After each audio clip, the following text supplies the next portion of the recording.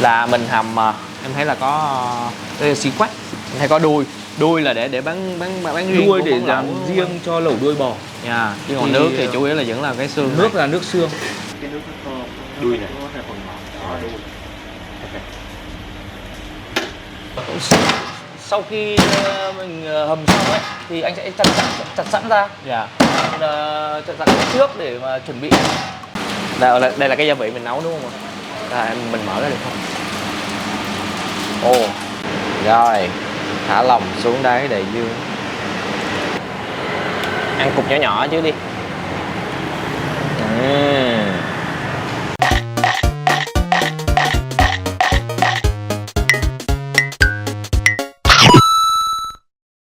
Xin chào cả nhà. Hiện nay Phú đang ở đường Trần Văn Đan là tên cũ. Tên mới của nó là đường Đỗ Thị Lời. Chết rồi, vướng xe lửa. Ê, qua mừng quá. Ngày hôm nay mình đi đỡ không khí một tí xíu, ăn ở trong quán nha mọi người. Trời mưa quá. Sẽ quẹo trái vô cái mẹ tháng 8. Cái đường bắt đầu đi của mình nó hơi sai tại giờ tụi mình đang làm việc ở gần đó. Rồi, quẹo đây. Ok, tới khúc này rồi nó sẽ quen với mọi người hơn đó, chúng ta quẹo ô tô Hiến Thành nha. Như vậy mọi người có thể đi từ cái màn tháng 8 đi lên được. Rồi đèn thui vậy, đèn thui lùi luôn. Mưa rồi cả nhà ơi. Không mà không mưa đâu, tới rồi. Tới rồi kìa. 237 Ngô Hiến Thành. Tới 1 phút nữa luôn. Rồi, tới rồi. Đây, lẩu riêu nè cả nhà. Hên quá, vừa tới luôn. Yeah.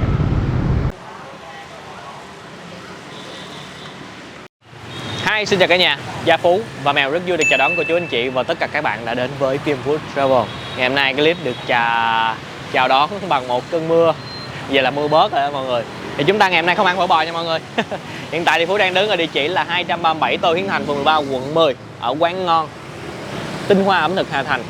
Thì đây là một cái quán mà lần trước Phú có đi với một người bạn chia sẻ ăn, thì lúc đó mình ăn là những cái món của miền Bắc. Mà hỏi ra thì anh ở đây anh chủ có bán những cái món lẩu dạng lẩu riêu của miền Bắc và lẩu đuôi bò nữa. Thì mới bữa là cái lẩu đuôi bò là anh mới bán gần đây, lẩu đuôi bò thuốc Bắc.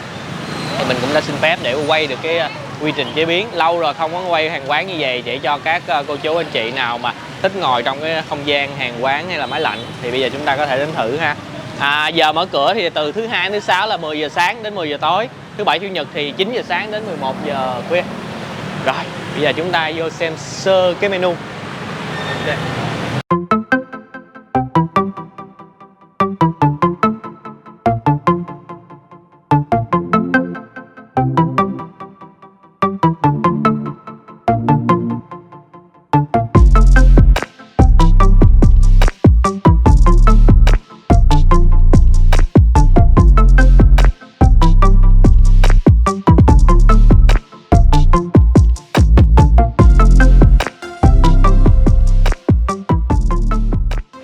Cả nhà ơi, thì đây mình quay đại khái sơ cái menu nha. Ảnh đang làm cái menu mới nhỏ lại cho nên mình chưa có quay được.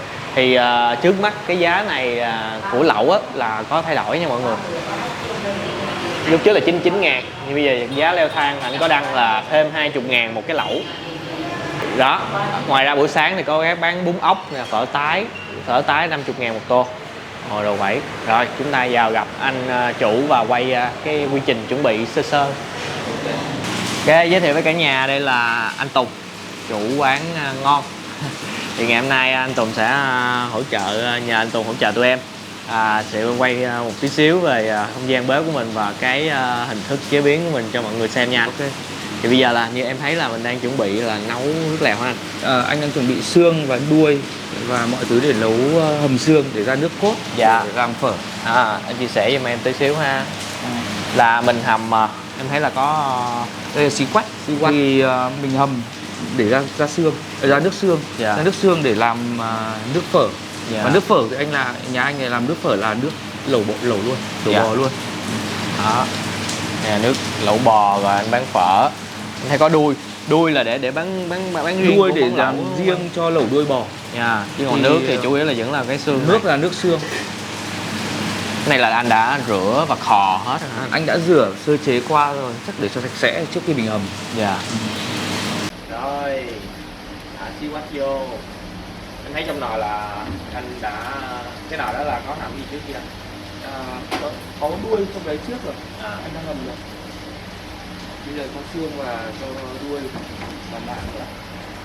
Tất cả cùng vào một nước. Nạm, chưa có nạm, chưa thấy nạm. Lát còn qua thấy nạm luôn. Hầm bao lâu anh? Chắc là phải 8 tiếng hơn trở lên. Dạ. Ít nhất là 8 tiếng.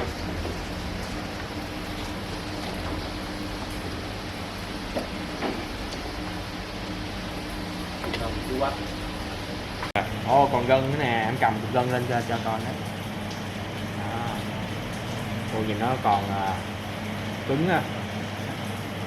Hầm nó mới mềm ra. Hầm luôn.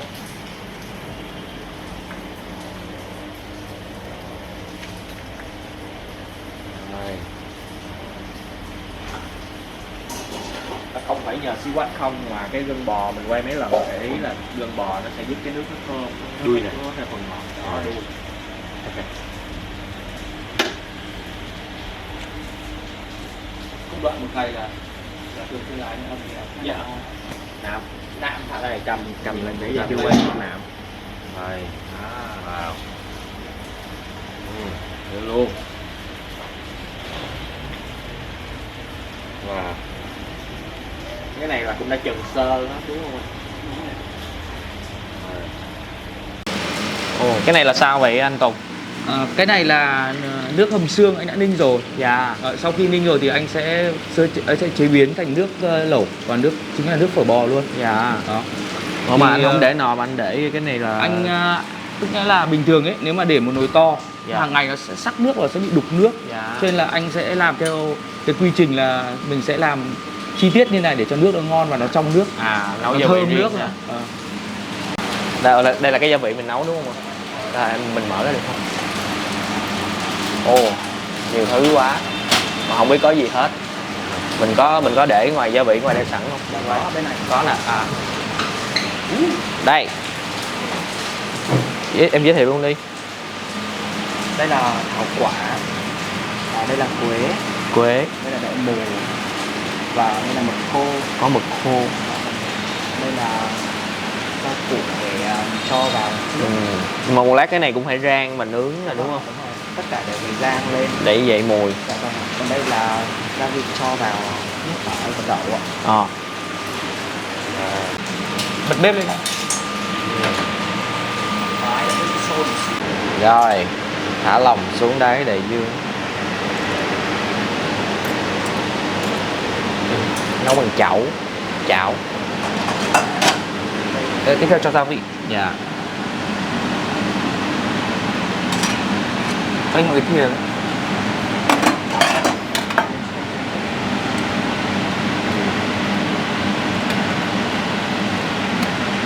Cái này bao nhiêu lít vậy anh? Cái chảo này 20 lít. 20 lít. Sâu. Nó sâu.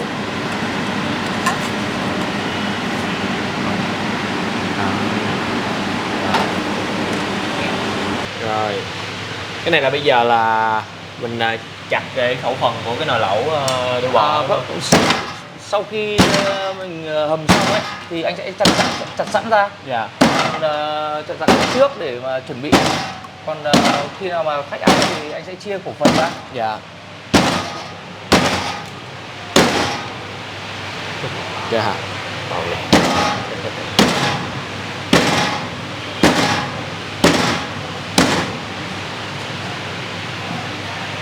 Đấy, thảo đây trước này.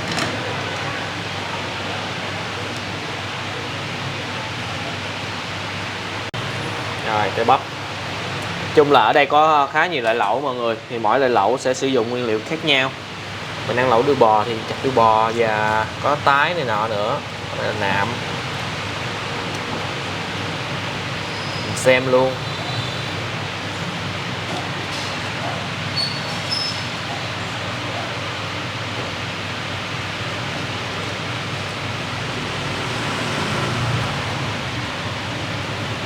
Ok mọi người ơi, trong lúc mà mình đợi cái lẩu bò đang bày biện á, thì ở đây là cái này là cái lẩu riêu cua sườn sụn của quán đúng không anh? Có hai loại, là đây là lẩu riêu cua bắp bò và lẩu riêu cua sườn sụn. Thì nó có giá từ 110.000 đến 115 và 120. Là tùy từng loại. Cái này ví là dụ như riêu cua thì là thấp nhất là 110. Còn riêu cua bắp bò thì là 115. Đây là có bắp bò là 115. Đây ăn với lại có hai loại, rau muống, chuối, mồng tơi. bởi vì là cái loại riêu cua bắp bò thì dành cho một số người ta răng bị yếu, người ta không ăn được ấy. Nếu mà không có bắp bò này luôn á là chỉ có cái này với cái này là không, là 110 đúng không? Không có bắp bò thì thay là sườn sụn. Đó. Thế nghĩa là có được lựa chọn là ví dụ một là bắp bò, hai là sườn sụn. Rồi. Thì đây là riêu cua rồi, thì còn sườn sụn thì mình ai thích ăn lẩu này mình đến đây mình thử cái loại lẩu riêu cua nha mọi người, nhìn cũng hấp dẫn nè. Đó, đây là cái nước bò nãy giờ nấu rồi nè mọi người. Cái này ai thích ăn nước béo thì mình lấy nước béo, còn bình thường thì mình lấy nước trong. Tại ngoài Bắc cho nên là mọi người thích ăn nước trong thì nó mới mới ngon. Thế còn ai thích ăn nước béo thì ăn nước béo. Quan trọng nước phở là phải trong thì mới đẹp được, mới ngon. Thế là mình có thuốc bắc nữa là nếu ai bên này, nếu ai mà mình ăn thuốc bắc ấy thì sẽ có, mình chia phần thuốc bắc ra riêng. Đây mình sẽ đổ thuốc bắc vào, xong mình tí mình đun lên là được.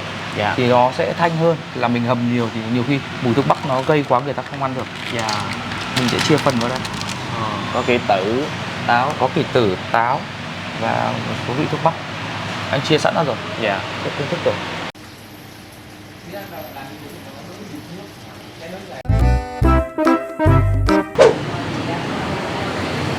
Ok cả nhà ơi, giờ là tới giờ ăn rồi. Thì tính ra ngày hôm nay chúng ta ăn được vừa Bắc vừa Nam đó mọi người. Mặc dù là lẩu bò này thì anh là quán Bắc nhưng mà anh có bán lẩu bò, anh cũng là làm theo cái khẩu vị là theo cũng khẩu vị miền Nam. Lẩu bò đây là lẩu bò thuốc Bắc, cũng là lạ để chia sẻ cho mọi người. Đây Phú đã có gọi hai cái món ăn chơi, đó là nem ốc và chả ốc lá lốt. 15.000 một cái, nhưng mà họ bán theo phần là 4 cái. Đây là nem nha, còn đây là chả nha. Đây, Gia Phú xin mời cả nhà cô chú anh chị và tất cả các bạn chúng ta cùng thưởng thức lẩu bò thuốc Bắc và hai món này. Đây, cái nước gì đây mọi người? Trong veo, nước rửa tay. Nước ăn, nước rửa tay nào có ớt. Mình nếm thử nha, có lá chanh nè. Đây là nước mắm á. Nước mắm chua ngọt thanh và rất là thơm nhờ cái lá chanh. Ăn chung với cái này nè mọi người. Ăn không không? Ăn không chứ đi ha. Hai cái món này Phú chưa ăn bây giờ. Giòn á, cái lớp ngoài nó giòn luôn. Mà đúng là ở ngoài Bắc thì họ ăn dạng chứ không có gia vị nhiều á. Cái này nó nhạt nhạt, ăn thơm, nó giòn, nó xả.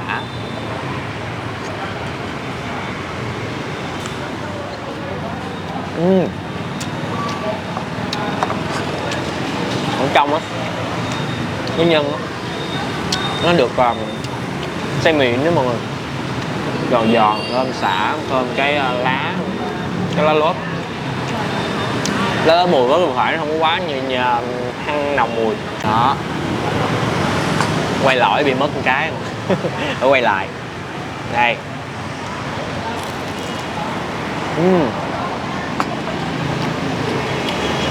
Còn giỏ bên ngoài nó giòn giòn dai dai, nhân bên trong đầy ụ luôn mọi người, ăn nó có vị lạ rồi, không có dám chả giò trong mình. Của ăn theo kiểu miền Nam nha. Bỏ vô cuốn rau chấm.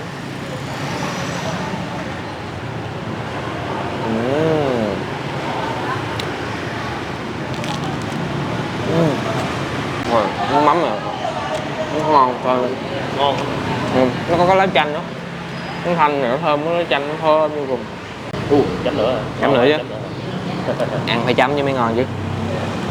Nước mắm mà, thôi ăn đâu có vị đâu. Mọi người nên nghiên cứu nha, nước mắm mà bỏ thêm lá chanh vô nó thơm. Đó, mùi rất là thơm dịu. Nóng lắm, mình có múc sẵn rồi nè, mình sợ nóng. Nếm thử xem cái nước nó chưa có có một hầm sâm.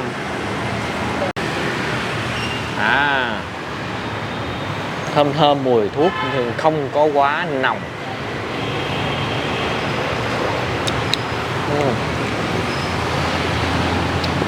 Nước ngọt thanh mà nó có một chút cái hậu nó hơi mặn mặn.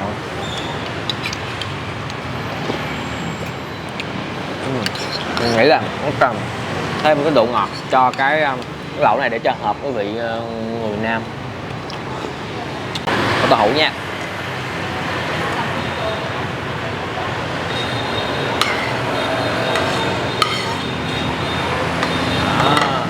Tới đồ ăn này luôn hả?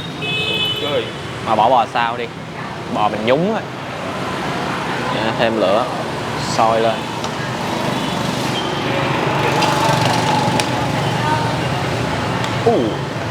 Để dằn các bạn. Từ 2 3 4 5 6 7. Mà đuôi bò mọi người có thể thấy thì sắc to.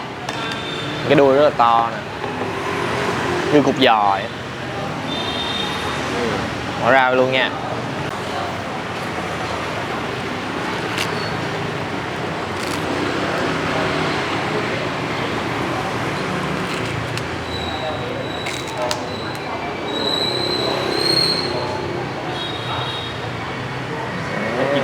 Nấm kim châm.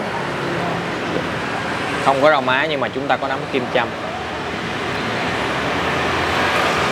Ở bò dạng này thì không có tàu hũ ki.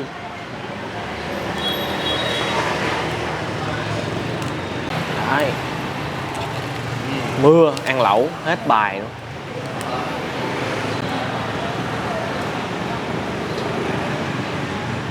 Trong lúc đợi sôi thì chúng ta sẽ nếm chao và nhúng bò ăn chơi mọi người. Đây, chao hỗn hợp sệt.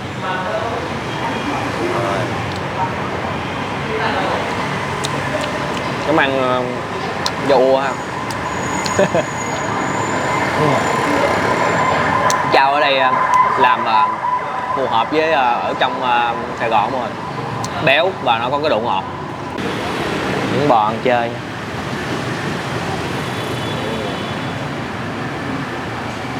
Quên, tại sao mình không để vô đây. Bơi bơi.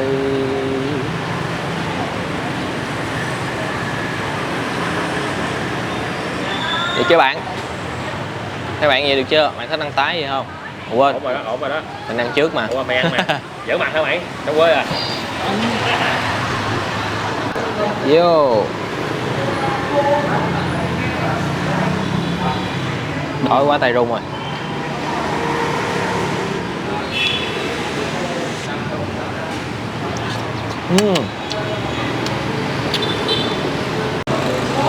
Chấm ít đi nha mọi người. Này nó thật, nó ngọt á. Chấm vừa vừa đủ rồi, nó đậm đặc lắm. Sợ bánh phở thì không lạ, như là sợ bánh phở kiểu ngoài Bắc á. Ủa để bán đây anh có bán phở nữa. Còn bánh phở có vẻ nó dài.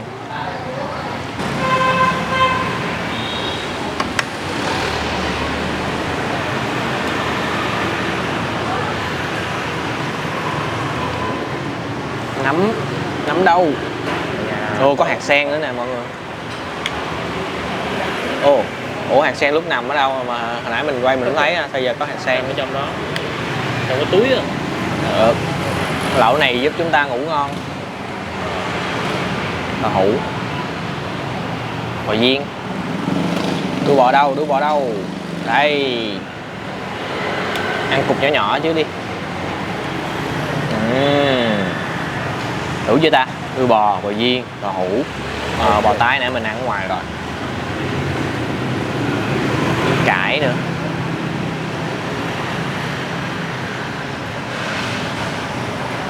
Có cái kỹ tử lên nhìn cái nồi này bò nó hay ho quá mọi người.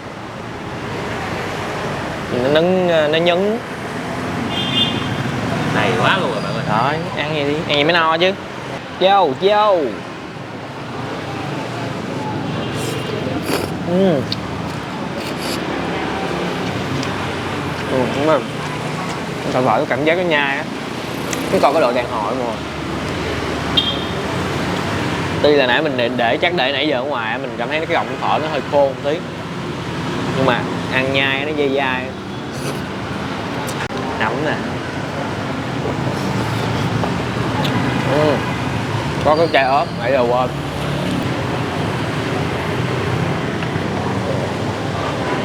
Đó, đã đỏ liền. Hũ đây sắc sắc dạng nhỏ nhỏ vậy. Đó, thằng Sen ngủ rất ngon, dạo này mới ngủ quá á. Làm clip. Phú thì đặt đâu cũng ngủ được hết, trừ khi suy nghĩ nhiều quá thôi. Cái bữa nào mà rảnh rảnh thì im đầu chứ suy nghĩ mới ngủ hoài ngủ không được. Coi đá banh nó xạo mày.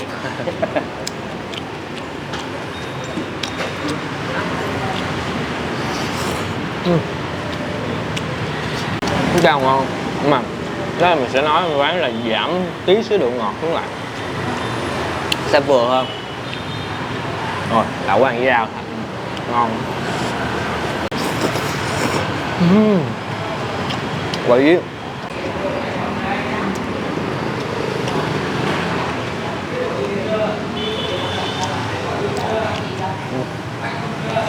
Mọi người nhớ nha, ở đây ngoài những món lẩu như là có lẩu bò xí quách nữa nè, ban xí quách cay, rồi nhất là đa phần ở đây là sẽ có những cái món ăn vặt, cái bún ốc của ngoài Bắc đó. Anh chị cô chú nào mà có yêu thích ẩm thực Bắc thì mình có thể ghé đây. Nam thì có lẩu bò như vậy. Mình làm thêm miếng thịt bò nha bạn.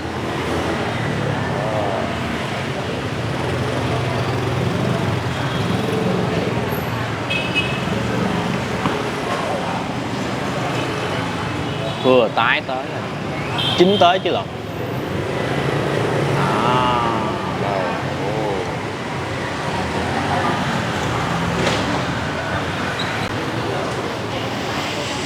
Nè ăn không, nãy giờ quên chưa cảm nhận hương vị thịt bò.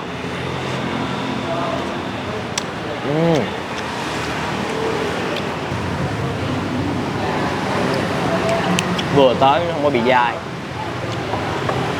Đây cái đuôi. Đó, xoay xoay mặt bên kia luôn, lật qua đó. Ui cái đăng, ăn cái đuôi. Mọi người nhìn cái nó có một chút, nó có cái gân này mọi người. Cái xớ thịt, cái xớ thịt nè, có gân. Chấm nha.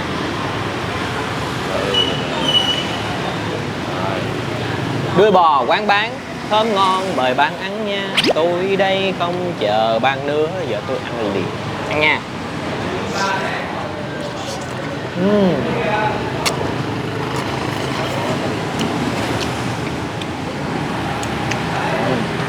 Thịt mềm, vẫn còn hồng thịt nữa mà.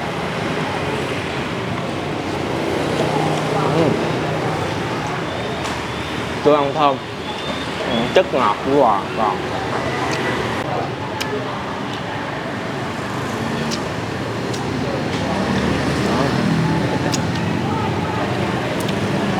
Mọi người đừng có ngại cái mùi thuốc bắc này mọi người, tại vì cái mùi lẩu này nó rất là thơm dịu, nó không có bị nồng mùi thuốc đâu. Đúng như em chủ chia sẻ là anh phân cái định lượng với anh bỏ riêng vô, anh không có hầm chung cái thuốc. Vô những cuối nha mọi người.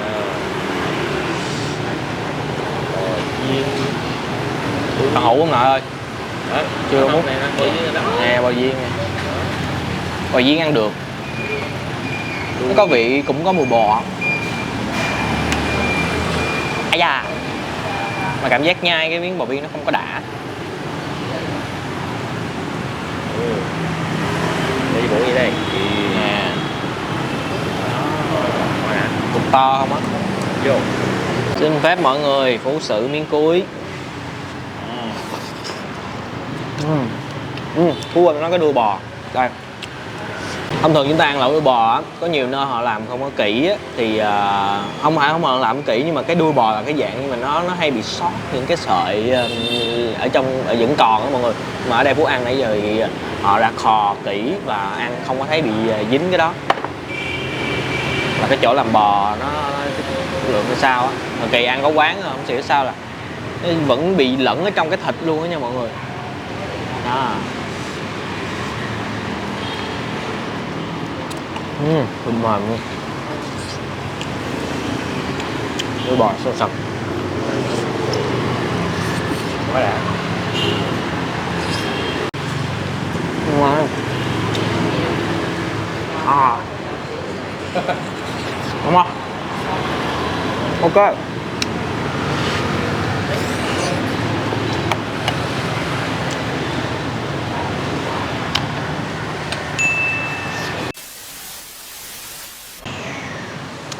Ok, xong rồi cả nhà ơi. Nhưng mà nói chung là để mình tổng hợp lại một chút xíu. Nói chung là món Bắc ở đây á thì chỉ có là anh thấy là nem ốc này, chả ốc và bánh tôm Hồ Tây thôi. Chủ yếu là anh vẫn là bán lẩu riêu cua, lẩu bò và lẩu xíu quách.